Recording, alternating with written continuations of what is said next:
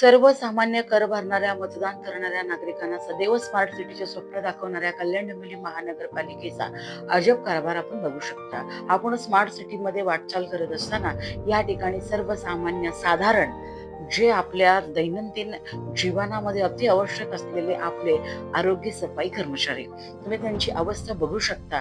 त्यांच्या पायामध्ये गंबूट नाही, हातामध्ये ग्लोव्ज नाही, चेहऱ्यावरती मास्क नाही आहे. शिवाय कचरा भरण्यासाठी देखील त्यांच्याकडे कोणतेही हत्यार किंवा त्यांच्याकडे काहीही नाही आहे. हत्यार यासाठी म्हटलं कारण ते त्यांचं आरोग्य संरक्षण करतं. आज झाडू मारणारा व्यक्ती आहे, त्याच्या हातामध्ये ग्लोव्ज नाहीये, पायामध्ये काही संरक्षण नाही, चक्क चेहऱ्यावरती मास्क नाहीये.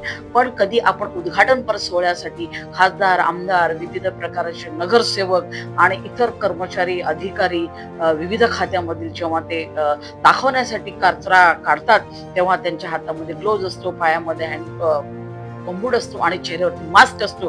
पण हे दैनंदिन जीवनामध्ये दररोज 12 ते 16 तास या घाणीमध्ये काम करणारे आपले महापालिकेचे कर्मचाऱ्यांची अवस्था बघा तुम्ही काय आहे. त्या घाणीच्या कचऱ्यामध्ये चक्क पॅड असतो, त्या घाणीच्या कचऱ्यामध्ये तुम्ही बघू शकता काचा असतात, इंजेक्शन असतात, हगीज असतात. प्रत्येक एक घाण कचरा त्या कचऱ्यामध्ये टाकला जातो. आपला कचरा स्वतःचा फेकताना आपण नाकावरती हात लावून जातो आणि ही कोटाची खळगी भरण्यासाठी अवघी 15 ते 16 हजारासाठी ही कोळी पोरं 18 ते 20 वयाच्या आतमधली तुम्ही बघा आरोग्याशी कशी खेळत आहेत.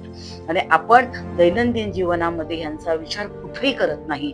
या साध्या संपावर गेला तर अक्षरशः शहराचा उकिरडा होतो, पण संबंधित अधिकारी यांच्याकडे लक्ष देत नाही.